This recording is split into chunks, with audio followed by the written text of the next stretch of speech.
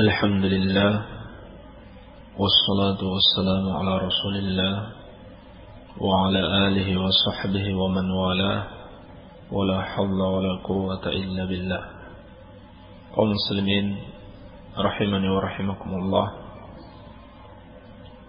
kita akan melanjutkan insyaallah ta'ala kajian akidah pada kitab Masailul Jahiliyah, perangai-perangai jahiliyah, karya Al-Imamul Allamah Syekhul Islam Al-Mujahid Al-Mujaddid Al-Syekh Muhammad bin Abdul Wahhab rahimahullahu ta'ala rahmatan wasi'ah.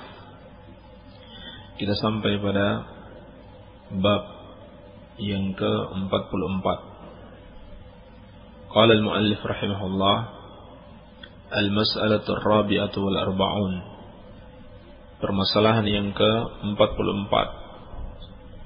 Al-ihtijaju 'ala Allah bihi, berhujjah atas Allah dengan qadar. Berhujjah atas Allah dengan qadar. Inilah salah satu karakter orang-orang jahiliyah dahulu. Mereka berhujjah atas Allah dengan qadar, dengan takdir Allah subhanahu wa ta'ala sendiri. Maksudnya apa? Mereka tidak mau disalahkan ketika mereka berbuat maksiat kepada Allah subhanahu wa ta'ala. Mereka membantah Allah dengan berargumentasikan takdir Allah subhanahu wa ta'ala sendiri.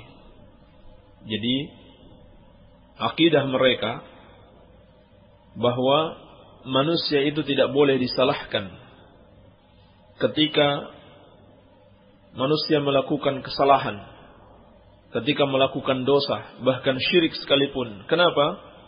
Karena kata mereka, itu kan sudah takdir Allah subhanahu wa ta'ala. Inilah salah satu karakter jahiliyah yang diikuti oleh sebagian kaum muslimin, sehingga muncul pemahaman Jabriyah, ya, yakni keyakinan bahwasannya manusia itu tidak memiliki kehendak sama sekali dan tidak memiliki kemampuan sama sekali untuk memilih jalan yang benar dan jalan yang salah. Mereka meyakini manusia melakukan maksiat itu karena memang Allah subhanahu wa ta'ala menetapkan demikian, dan bukan pilihan manusia, sehingga tidak bisa disalahkan. Sebagaimana dalam ayat-ayat yang telah kita sebutkan sebelumnya, yang terdapat padanya dua makna. Makna inilah, maka inilah makna yang kedua, yaitu ayat dalam surat Al-An'am ayat ke-148, sayaqulu alladhina asyraku law sya'allahu ma asyrakna.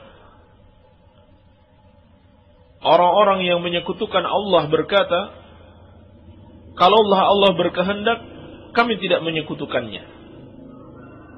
Demikian pula dalam surat An-Nahl ayat ke-35, wa qala alladhina asyraku law syaa'a Allahu ma 'abadna min dunih min syai'in.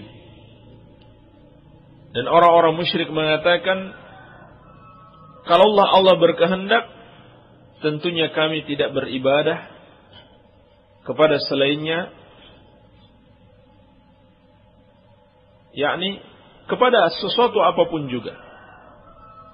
Demikian pula dalam surat Az-Zukhruf ayat ke-20, wa qalu law syaa'a ar-rahmanu ma 'abadnahum. Dan mereka mengatakan, kalaulah Allah berkehendak, kami tidak beribadah kepada sesembahan-sesembahan tersebut. Ayat-ayat ini ulama menafsirkan ada dua maknanya. Makna yang pertama, menafikan takdir Allah subhanahu wa ta'ala. Ini telah kita jelaskan pada bab yang sebelumnya. Ini ucapan yang batil. Jadi orang-orang musyrik beranggapan kalau Allah berkehendak, kalau Allah memiliki kehendak, memiliki takdirnya, tentunya Allah tidak akan mentakdirkan mereka menjadi musyrik. Itu menurut mereka. Dan ini adalah ucapan kekufuran. Ucapan kekufuran kepada Allah Subhanahu wa taala yang dilontarkan oleh orang-orang jahiliyah namun diikuti oleh sebagian kaum muslimin, yaitu al-qadariyah, yang karena hal tersebut mereka menjadi kafir kepada Allah Subhanahu wa taala. Karena mengingkari takdir Allah, mengingkari adanya kehendak Allah, maka mereka menjadi kafir kepada Allah Subhanahu wa taala padahal tadinya muslim.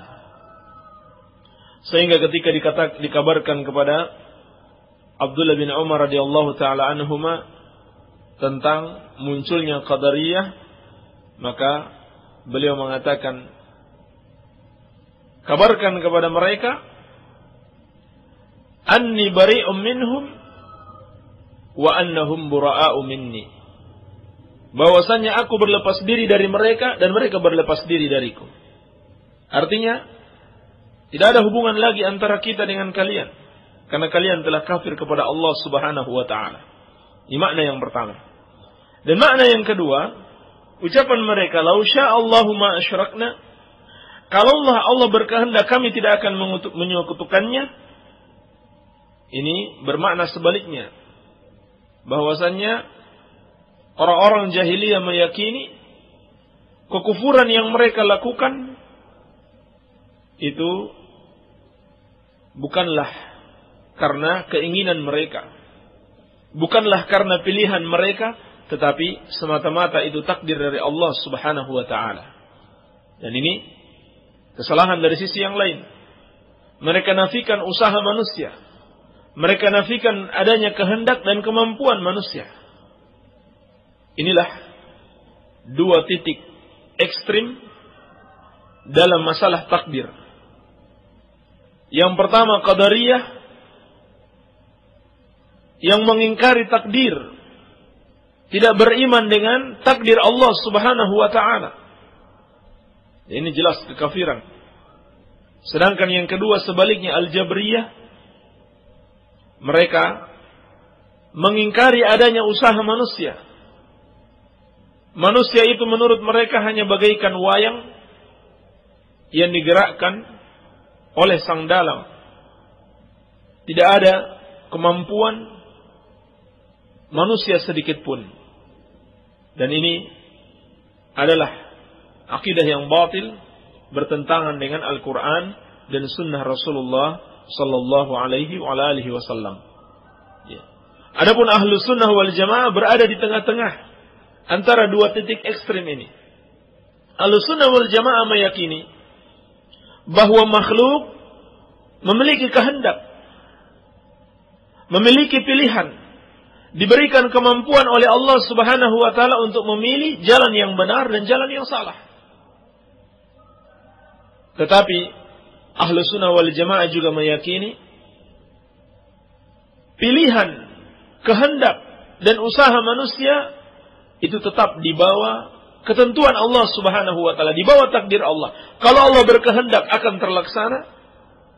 Kalau Allah tidak berkehendak maka tidak akan terlaksana.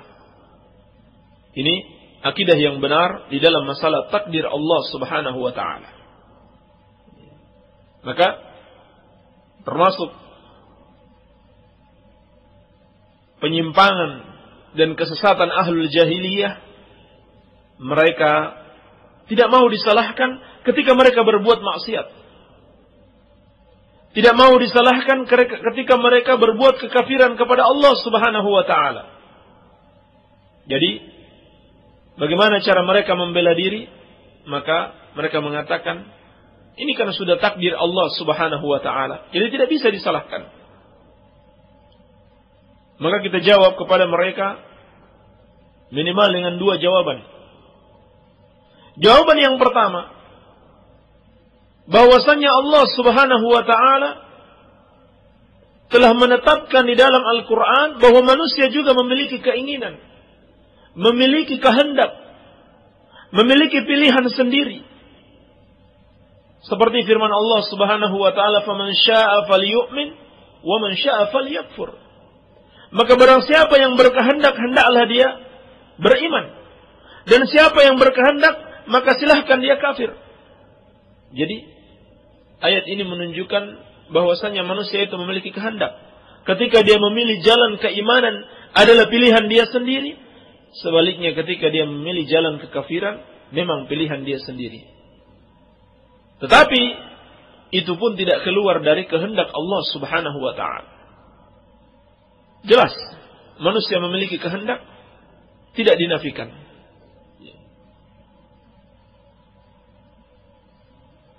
Kemudian jawaban yang kedua, bahwasannya manusia mampu membedakan.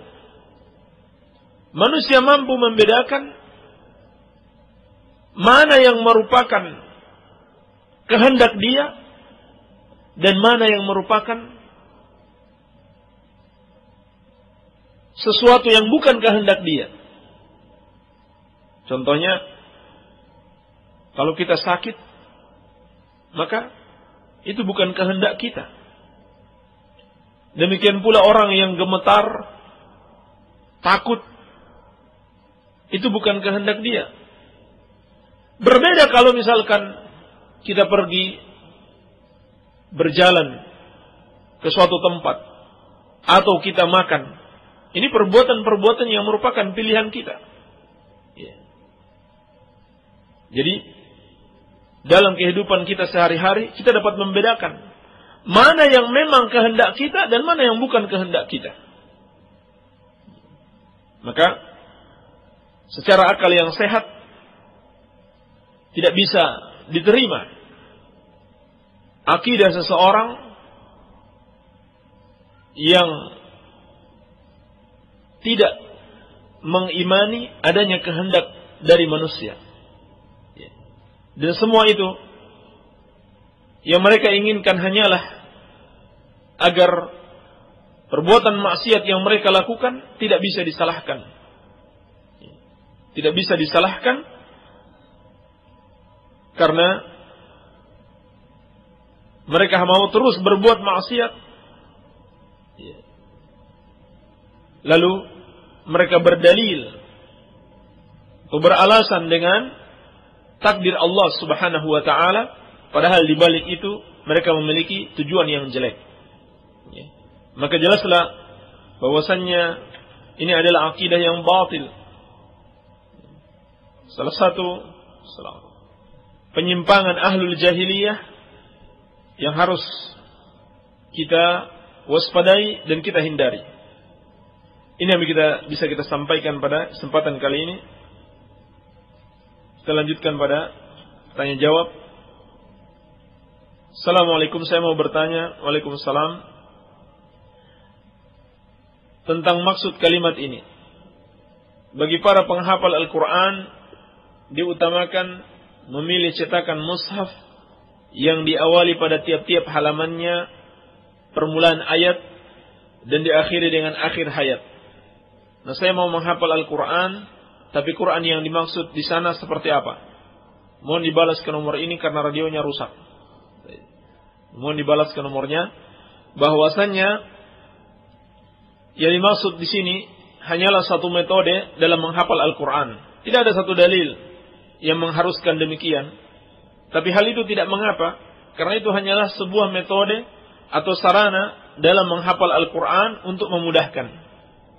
Yakni cari cetakan Al-Quran yang awal halamannya dimulai dari awal ayat dan akhirnya diakhiri dengan akhir ayat, sehingga mudah diingat. Maksudnya seperti itu, untuk mempermudah ingatan kita. Dan ini biasanya dari cetakan Madinah atau cetakan Arab Saudi. Baik. Mohon penjelasan tentang rukhsah salat saat hujan. Rukhsah salat saat hujan diantaranya bagi laki-laki yang tadinya wajib salat di masjid boleh dia sholat di rumah. Bahkan disunahkan bagi muadzin untuk mengumandangkan adzan, "Shallu fi rihalikum." Shallu fi rihalikum, yakni setelah mengucapkan hayya 'alas shalah dan hayya 'alal falah, hendaklah dia mengucapkan "Shallu fi rihalikum." Salatlah kalian di rumah-rumah kalian. Ini sunnah bagi muadzin. Demikian pula keringanan salat saat hujan boleh menjamak. Apabila kita salat maghrib misalkan, kemudian hujan deras, khawatir kalau pulang ke rumah tidak bisa balik lagi ke masjid, maka boleh saat itu menjamak antara maghrib dan isya. Seperti dalam riwayat Muslim, berkata Ibnu Abbas radhiyallahu taala anhuma, jama'a Rasulullah sallallahu alaihi wasallam baina adh-dhuhri wal 'ashri wal maghrib wal isya bil madinati min ghairi khaufin wala matarin.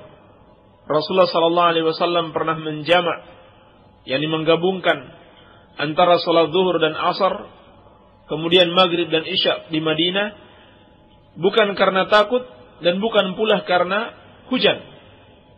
Maka hadis ini menunjukkan takut dan hujan merupakan alasan yang dibolehkan untuk menjamak salat. Baik. Assalamualaikum warahmatullahi wabarakatuh. Ustaz, afwan, definisi yang ana tahu tentang Rasul adalah orang yang diberi syariat baru, dan Nabi adalah penerus syariat Rasul. Yang ana tanyakan, Nabi Adam, Nabi apa Rasul? Kalau misalnya beliau Nabi, beliau meneruskan syariat siapa? Telah dimaklumi, beliau adalah Abul Bashar, bapaknya seluruh manusia dan seluruh para Nabi. Maka kalau begitu beliau adalah manusia yang pertama tidak meneruskan syariat seorang Nabi atau Rasul pun sebelumnya. Hanya saja beliau dikatakan sebagai seorang Nabi karena ada dalil. Dalam hadis yang diriwayatkan oleh Imam Ibnu Hibban dalam sahihnya dari Abu Dzar radhiyallahu taala anhu, beliau berkata, "Qultu ya Rasulullah, ayul anbiya kana awwal?" Qala Adam. Aku berkata, kata Abu Dzar, "Ya Rasulullah, siapakah nabi yang pertama?" Maka Nabi sallallahu alaihi wasallam mengatakan Adam. Qultu ya Rasulullah, wa nabiyyun kana? Lalu kata Abu Dzar lagi, "Ya Rasulullah, apakah benar Nabi Adam itu seorang nabi?" Qala na'am, nabiyyun mukallam. Lalu kata Nabi sallallahu alaihi wasallam, "Iya, beliau adalah seorang nabi yang diajak berbicara oleh Allah Subhanahu wa taala." Tetapi beliau bukanlah seorang rasul. Kenapa? Karena jelas ada hadis di dalam As-Sahih, yaitu hadis syafaat, ketika Nabi sallallahu alaihi wasallam berbicara tentang keadaan manusia di hari kiamat. Mereka memohon syafaat kepada para nabi, maka dikatakan di situ, "Innan nasa yadhhabuna ila Nuh fayaqulun." Sesungguhnya manusia datang kepada Nuh, kemudian mereka mengatakan, "Anta awwalu rasulin ba'athahu Allahu ila ahli al-ard." Engkau adalah rasul pertama yang Allah utus kepada penduduk bumi. Engkau adalah rasul pertama yang Allah utus kepada penduduk bumi. Ini hadis jelas, kata Syekh Ibnu Taimiyah rahimahullah, "Wa hadha nassun sharih bi anna Nuhan awwalur rusul." Ini adalah nas yang tegas, teks yang tegas, bahwasanya Nuh adalah rasul yang pertama. Baik. Ketika sedang sahur mendengar azan dari masjid, tapi dari masjid pondok dan masjid lain belum azan, jadi anda masih minum, apakah sah puasanya? Sah puasanya atau tidak, itu tergantung apakah fajar telah terbit atau belum. Kalau azan dari masjid manapun itu diazankan pada waktu yang tepat, yaitu ketika azan terbit, maka batal puasanya, tidak sah puasanya. Kalau sudah jelas azan fajar sudah terbit, maka kemudian dia masih makan dan minum, tidak sah puasanya. Baik. Tapi kalau dia masih ragu, ini bisa-bisa muadzin ini mengumandangkan azan bukan pada waktunya yang sebenarnya. Maka tidak mengapa, insyaallah taala dia masih makan dan minum sampai benar-benar dia yakin. Baik. Ustaz selesai salat fardu habis wirid boleh baca surat Al-A'raf ayat 22, Ali Imran ayat 8, Al-Hasyr ayat 10, Al-Furqan 72, Al-Baqarah 200, Al-Baqarah 127. Yang saya tanya Ustaz, 6 surat itu diamalkan tiap salat fardu siang malam, apa benar dibolehkan? Mohon dijelaskan, terima kasih. Dari Bu Suryati Sidareja. Ini tidak benar, ini tidak ada dalilnya sepanjang yang kami ketahui. Tidak ada dalil berdasarkan Al-Quran dan Sunnah Rasulullah Sallallahu Alaihi Wasallam. Ini termasuk bid'ah yang diada-adakan. Baik.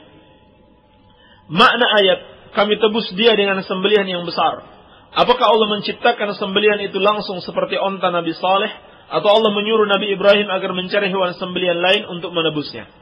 Dijelaskan oleh Imam Ibnu Katsir rahimahullah dalam tafsirnya dari para ulama al-mufassirin bahwasanya Allah menggantikan langsung dengan suatu domba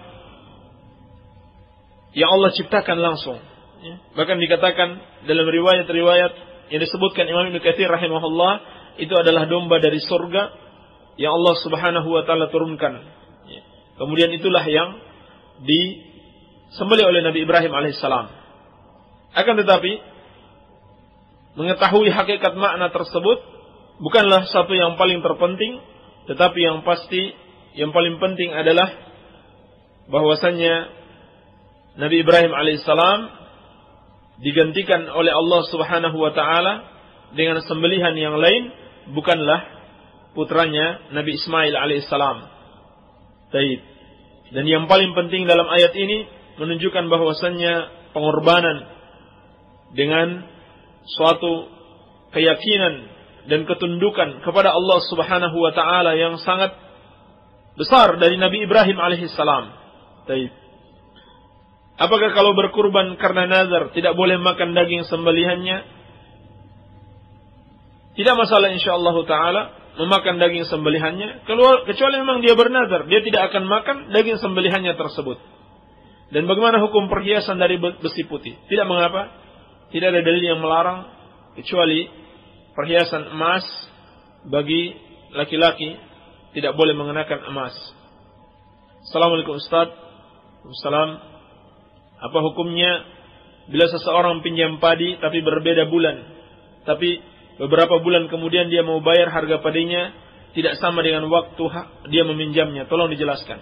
Hendaklah dia bayar dengan padi juga, ya, supaya selamat dari syubhat, dari keraguan-raguan, dari kesamaran. Hendaklah dibayar dengan padi juga. Ustaz, wanita nifas itu berapa hari? Tidak ada batasan harinya. Kalau dia sudah berhenti darahnya, maka dia sudah suci. Sepekan, 2 pekan. Kalau sudah bersih, artinya tidak keluar darah lagi, maka dia sudah suci, wajib baginya untuk sholat. Tolong jelaskan apa sebenarnya isi dari kitab kuning. Apakah ada penyimpangan dalam isi kitab tersebut? Terima kasih, saya tunggu jawabannya biar tidak ada keraguan. Kitab kuning itu hanya istilah sebetulnya. Hanya istilah kitab yang dicetak dengan kertas berwarna kuning. Jadi isinya bisa benar, bisa salah. Kalau Anda punya kitab-kitab kuning, silakan untuk kita teliti bersama. Ya, mohon dibawa ke pondok kami untuk kita lihat apakah kitab-kitab tersebut mengajarkan ajaran-ajaran yang benar sesuai dengan tuntunan Al-Quran dan Sunnah, ataukah mengajarkan kebid'ahan-kebid'ahan. Ya. Ini harus kita lihat dulu apa isinya, baru kita mengatakan ini benar dan ini salah. Baik. Jadi kitab kuning itu bisa benar, bisa salah. Sama aja dengan kitab putih. Assalamualaikum warahmatullahi wabarakatuh. Maaf, mau tanya ucapan Idul Adha yang disyariatkan apa ya? Mohon dijelaskan, semoga Allah merahmati Anda. Dari Laida. Diriwayatkan dari para sahabat, ketika hari Id mereka mengucapkan taqabbalallahu minna wa minkum. Taqabbalallahu minna wa minkum. Semoga Allah menerima amalan kami dan amalan kalian. Assalamualaikum warahmatullahi wabarakatuh. Bagaimana puasa sunat menjelang Idul Adha niatnya lain, yaitu niat qada puasa Ramadan sebab masih punya hutang puasa Ramadan, boleh apa tidak? Boleh saja, tidak masalah. Qada Ramadan, qada puasa Ramadan kapan saja boleh dilakukan selain pada hari-hari yang diharamkan untuk berpuasa. Assalamualaikum warahmatullahi wabarakatuh. Pak Ustadz, apa hukumnya menjual daging korban? Kalau orang yang berkorban itu sendiri yang menjualnya, maka hukumnya haram. Maka hukumnya haram kalau dia menjual daging korbannya. Sebab itu ibadah. Murni ibadah sebagai bentuk pengorbanan. Tidak ada keuntungan yang harus dia ambil dari situ. Demikian pula orang yang diamanahi untuk membagikan daging korban tersebut, kemudian dia jual, maka ini dosa besar. Ini dosa besar karena dia mengkhianati amanah. Adapun kalau sudah sampai kepada orang yang diberikan, seperti fakir miskin yang disedekahkan hewan kurban, kemudian dia mau jual, maka tidak masalah. Assalamualaikum. Waalaikumsalam. Pak Ustadz, bersentuhan kulit dengan suami istri membatalkan wudu atau tidak? Tidak membatalkan wudu, sebab tidak ada dalil. Tidak ada dalil yang menjelaskan bahwasannya bersentuhan kulit antara laki-laki dan wanita itu membatalkan wudu. Adapun makna firman Allah, aula mastumun nisa, atau kalian menyentuh wanita, maksudnya adalah jima, berhubungan suami istri, seperti penafsiran Ibnu Abbas radhiyallahu taala anhuma. Bahkan terdapat dalil dari para istri Nabi sallallahu alaihi wasallam bahwasanya beliau mencium istri beliau, kemudian beliau salat tanpa berwudu lagi. Maka ini menunjukkan bahwasanya tidak batal bersentuhan antara suami istri. Hanya saja yang membatalkan itu kalau keluar sesuatu dari kemaluannya, seperti keluar madhi. Dia mencium istri, kemudian keluar madhi, karena syahwat keluar madhi, maka batal wudunya. Baik. Dan harus dibedakan menyentuh wanita yang bukan istrinya atau bukan mahramnya. Kalau dia sengaja memang berdosa, tapi tidak membatalkan wudu. Tidak semua perbuatan dosa itu dapat membatalkan wudu. Kenapa? Karena tidak ada dalil. Kalau dia tidak sengaja, tidak berdosa, dan juga tidak membatalkan wudu.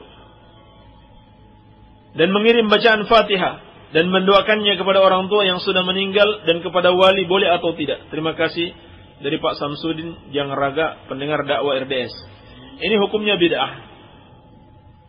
Mengirim bacaan Al-Fatihah kepada orang yang sudah meninggal, ini termasuk bid'ah. Tidak ada contohnya dari Rasulullah sallallahu alaihi wasallam, dan Imam Syafi'i rahimahullahu taala juga melarang, karena tidak ada dalilnya. Tetapi kita doakan. Allahumma ghfir lahu warhamhu wa'afihi wa'fu anhu, dan seterusnya. Ya Allah, ampunilah dia yang sudah meninggal tersebut, dan seterusnya. Rahmatilah dia. Ini namanya doa, bukan dibacakan Al-Quran kemudian kita niatkan pahalanya untuk mereka. Ini tidak ada dalilnya. Kita yang membaca Al-Quran, kita yang dapat pahala, bukan orang lain. Wa allaysa lil insan illa ma sa'a. Manusia itu tidak akan mendapatkan balasan kecuali apa yang telah dia amalkan. Sebagaimana wala taziru waziratu wizra ukhra. Seorang tidak menanggung dosa orang lain. Ustadz, minggu kemarin yang dipakai nyembeli bukannya 10 Dzulhijjah yang tepat. Kok ini ada kalender pesantren minggu kemarin Dzulhijjah baru tanggal 9. Yang benar mana Ustadz? Mohon dijawab, terima kasih. Yang benar mengikuti keputusan pemerintah. Kalender itu kan hanya perkiraan. Kalau kalender Hijriyah tidak ada yang tepat, semuanya hanya perkiraan. Baik. Yang benar mengikuti pemerintah dengan ru'yatul hilal, dengan melihat hilal. Kalau hilal muncul, berarti besok masuk tanggal 1, atau sudah masuk tanggal 1. Kalau tidak muncul hilal, berarti besok tanggal 30. Maka lusa sudah pasti tanggal 1. Sebab bulan Islam, kalau bukan 29, 30. Tidak ada sampai 31, atau kurang dari 29. Baik. Assalamualaikum warahmatullahi wabarakatuh. Kepada pengurus Ponpes An-Nur Al-Asy'ari, apa benar kalau salat Idul Fitri dan Idul Adha rakaat pertama membaca takbir 7 kali dan rakaat kedua membaca takbir 5 kali. Apa benar contoh begitu dari Rasulullah sallallahu alaihi wasallam? Balas lewat SMS. Wassalamualaikum waalaikumsalam Abu Abdullah Wanto. Tolong dibalas lewat SMS. Hadisnya sahih, riwayat Abu Dawud dari Ummul Mukminin Aisyah radhiyallahu anha, anna Rasulullah sallallahu alaihi wasallam kana yukabbiru fil fitri wal adha fil ula 7 takbiratin wa fil thaniyati 5. Dari Aisyah Ummul Mukminin radhiyallahu anha bahwasannya Rasulullah sallallahu alaihi wasallam bertakbir pada Idul Fitri dan Idul Adha, rakaat yang pertama 7 kali takbir dan rakaat yang kedua 5 kali. Ini selain takbiratul ihram dan takbir intiqal, takbir untuk ruku. Baik. Jadi kalau ditambah dengan takbiratul ihram berarti jadi 8, ya. Yang pertama. Baik. Sedangkan yang kedua jadinya 6 ditambah dengan takbir bangkit dari sujud. Nah, itu tidak dihitung. Baik. Nah, hadisnya sahih disebutkan oleh Syekh Al-Albani dalam Sahih Abu Dawud.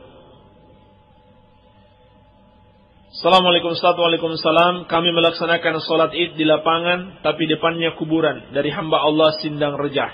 Ini salah.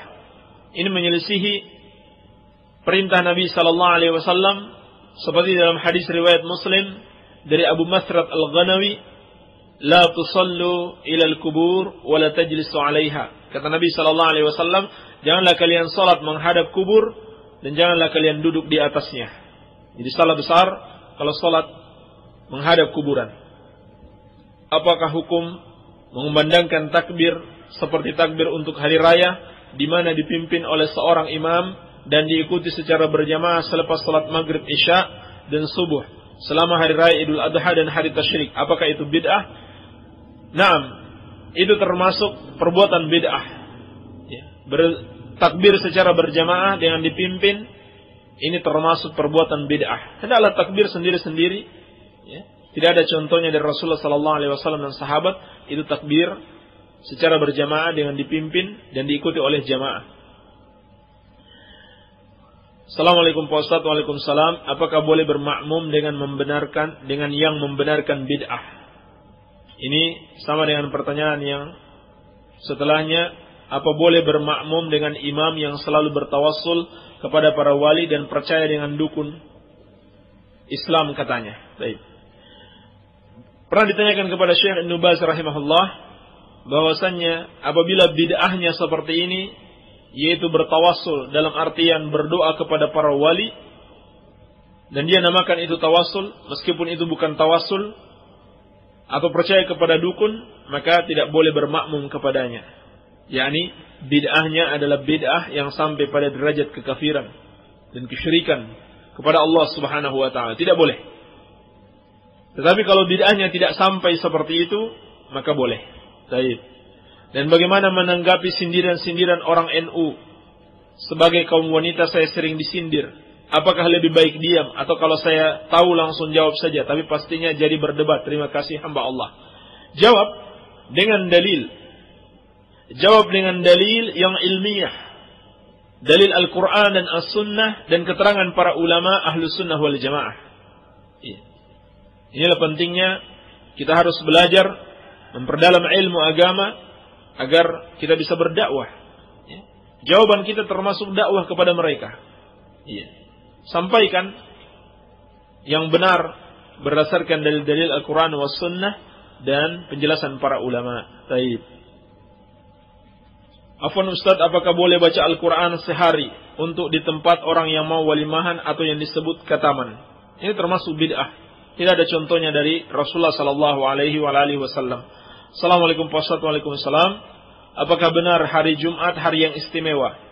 Apa maksud keistimewaannya? Dan Kiai NU bilang malam Jumat para arwah pada datang. Terima kasih wassalam. Malam Jumat memang malam yang istimewa. Tetapi tidak ada dalil yang mengatakan arwah pada datang. Tidak ada dalil dari Al-Quran was Sunnah mengatakan arwah pada datang, ini adalah termasuk keyakinan yang bid'ah. Apalagi kalau ditambah dengan amalan-amalan yang tidak dicontohkan oleh Rasulullah sallallahu alaihi wasallam seperti yasinan. Tidak ada dalil mengkhususkan bacaan Yasin pada malam Jumat atau hari Jumat. Iya. Hari Jumat atau malam Jumat memang istimewa karena disebutkan di dalam hadis bahwasanya Nabi sallallahu alaihi wasallam bersabda, "Inna min afdali ayyamikum yaumul jum'ah. Yaumul jum'ah fihi khuliqa Adam wa fihi qubida." Sesungguhnya di antara hari kalian yang paling afdal adalah hari Jumat. Pada hari tersebut Adam diciptakan dan pada hari tersebut beliau diwafatkan. Wa fihi nafkha wa fihi sa'qa. Dan pada hari itu ditiup sangkakala dan pada hari itu hari kiamat ditegakkan, yakni dimatikan semua manusia. Fa'aktsiru alayya minas salati fihi. Maka perbanyaklah salawat pada hari tersebut kepadaku. Fa inna salatakum ma'rudatun 'ala Allah, ma'rudatun alayya. Karena sesungguhnya salawat kalian disampaikan kepadaku. Innallaha harrama 'alal ardi an ta'kula ajsadal anbiya. Dan sesungguhnya Allah mengharamkan atas bumi memakan jasadnya para nabi. Jadi jelas dalam hadis ini hari Jumat adalah hari yang istimewa. Di antara sunnah adalah memperbanyak salawat kepada Rasulullah sallallahu alaihi wasallam. Baik. Barangkali ini yang bisa kita jawab pada kesempatan kali ini. Semoga ada manfaatnya. Subhanakallahumma bihamdika asyhadu an la ilaha illa anta astaghfiruka wa atubu ilaik. Wa sallallahu ala nabiyyina Muhammadin wa alihi wasallam. Walhamdulillahirabbil alamin.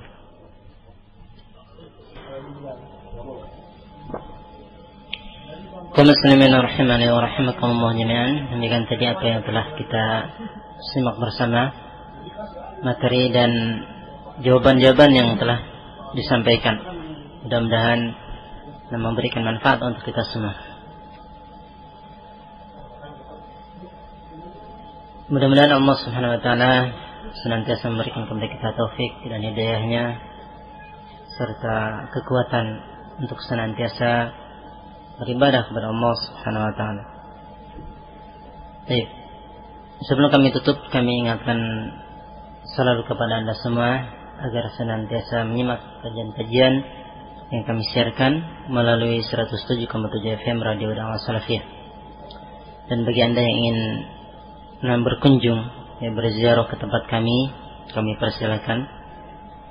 Dengan senang hati kami akan sambut ya di Pondok An-Nur Al-Athari, Dusun Kudung Kendal, RT 04 kalau tidak salah ya. RT 07 RW 04 Desa Sinangsari, Kecamatan Banjarsari, Kabupaten Ciamis. Kami persilakan Anda untuk berziarah ke tempat kami.